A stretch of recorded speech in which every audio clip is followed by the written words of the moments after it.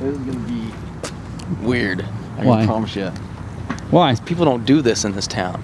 This is so out of the ordinary. Like, people don't know there's even homeless in Enid. We live in a time now where poverty is being discussed and analyzed more than ever. So I flew from Los Angeles to Enid, Oklahoma to hook up with my good friend Jeremiah. Yeah. Unlike bigger cities where poverty and homelessness are right in front of you, Enid provided more of a challenge. But with a guy like Jeremiah, who I consider to be sort of a self-appointed local missionary, I had the opportunity to document what extreme poverty looks like in Middle America. Rolling. So, man, this is the house we just met these people the other day down at the homeless shelter. And there's a lady that's living here, Dolores, and she's been staying here for about 3 years. And there was a fire about 4 months ago, and it won't pass inspections now. And so the city's turned off the gas, the electric, and the water, and they're basically living without anything in the house.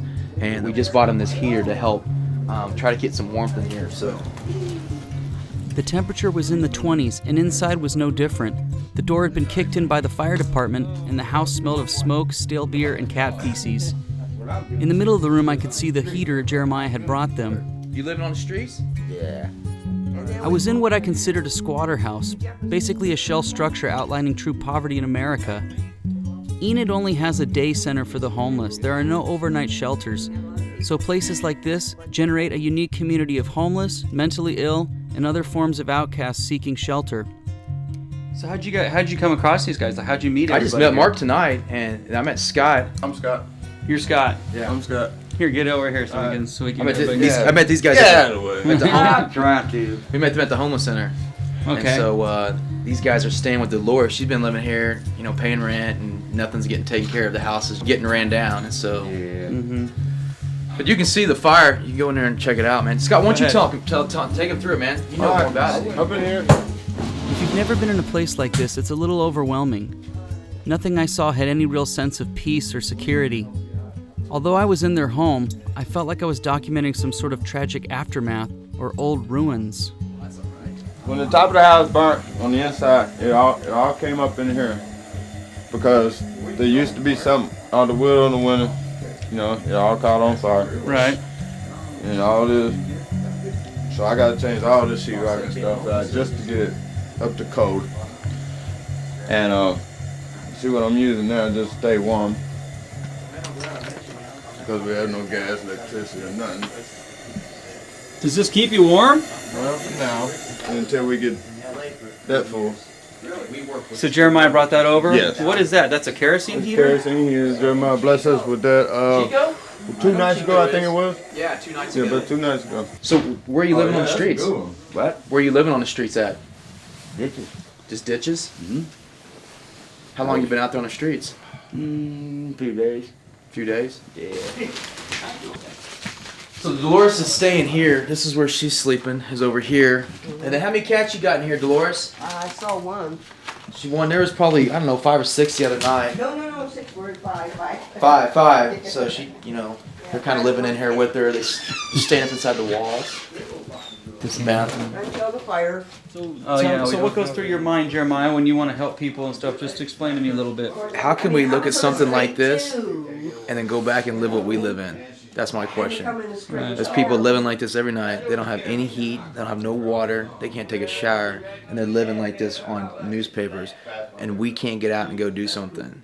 That's what we're called to do as a Christians, to get out and go serve these people and help them through these tough times. I mean, it's 20 degrees outside. Mm-hmm.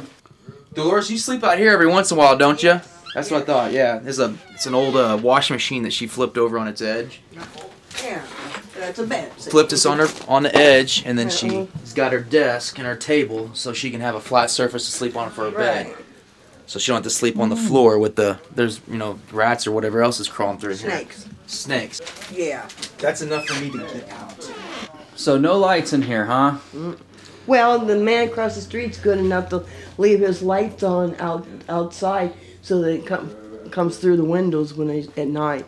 That's nice of him. And then candles too. Yeah, and plus candles too. Yeah. Yeah. Well, Dolores, thank you for letting us come in here. We're gonna go get you some kerosene so we can get you some more heat tonight, okay? Sure.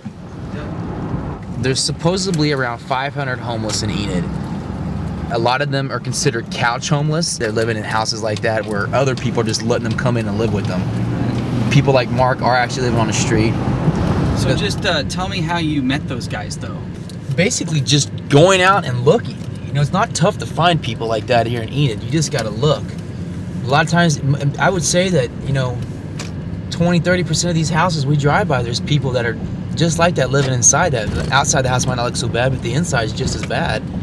Right. And it takes just going out there and getting in their life and seeing what they're going through and just being that light. I mean, that dark room, man. I mean, dude, you've seen their faces when you walk in, man. They're just like full of excitement because they're like, man, someone came out here to check on us tonight. I know, it seems like you'd be totally afraid to go into a place like that, but then you walk in and they're just like super happy to see you. And Scott, you met Scott at the, that's his name? The homeless shelter, the day shelter, him and his girlfriend. They both have felons. They can't get jobs. They're both felons? They can't, they were like 10 years ago, but there's like getting a job in this town is tough. Getting a job in this town with a felon is even like more impossible. So I think for most Christians these days, helping the poor is seen more as an option than it is considered a priority. Even though the Bible continuously demands justice and care for the poor, many churches choose to overlook this commandment. Back when I first met Jeremiah, we were in Skid Row, Los Angeles. Not knowing how to really get started, we just went to a place that seemed to have the most need. But in big cities, the need is often right in front of you. Jeremiah later realized that every city in America has the same needs, if not more. With the lack of programs and services in smaller cities, there's a huge opportunity for the church to really start serving the poor, especially if they're pursuing them and not just waiting for them to show up and ask for help.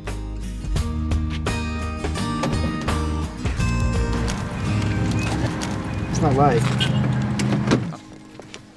When we got back to the house, it was a lot darker and colder than it was before.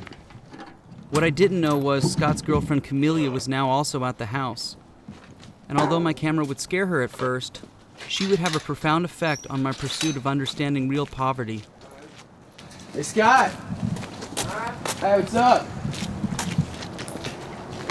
Oh. There it is. You guys, cold? Yeah, freezing. Now let me have that pump. You ready for some heat? You know, I got. No, you're not I'm taking camera. I'm just giving it to Jeremiah. I'm giving it to Jeremiah. Everybody trying to help. No, and I just went through it. Nobody ever helps. I want to be there because people. But if you want to say know something, how bad it is. Yeah. Hi, my name's Cadelia Rucker. You need to see yourself and put that on there. Your jacket and all you guys, and like you're in Arctic wear. We live in this every day. Arctic. Me too. Now, if the dog can live through it, nobody wants to see society the way it is. right? Okay? This is how it is. We have no home. The city's trying to take it from you. He wants to help us. This is real. He wants to help us. No, because I've been crying. Right. Don't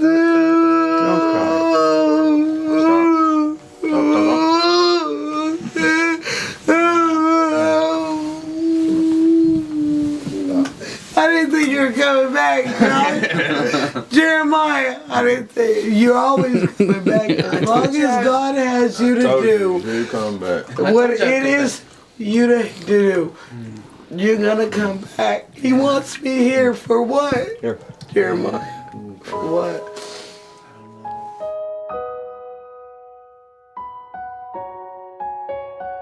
After my time with Jeremiah, it's clear to me that spending time with the poor is something we should all pursue.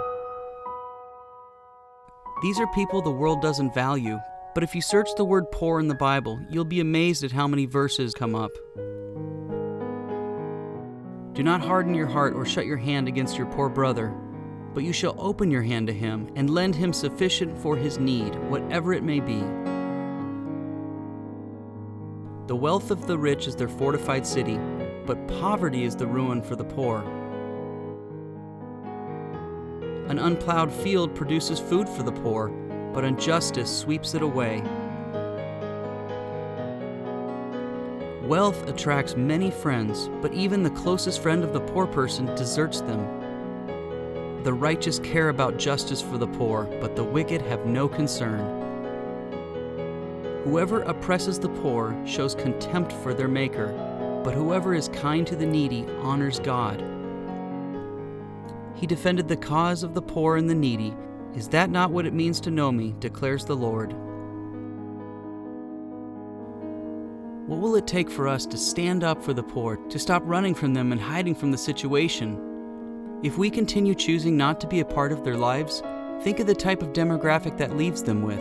The darker side of society that already pursues them, influences them, and takes advantage of them. I sleep in this every day. God is my witness. I've been sleeping I in love this the Lord, jacket for and the 3 Lord days loves now. me. He wants me to do greater things, but I can't understand how He wants me. I cannot say that because I don't see the greater plan. Yeah. We need your help.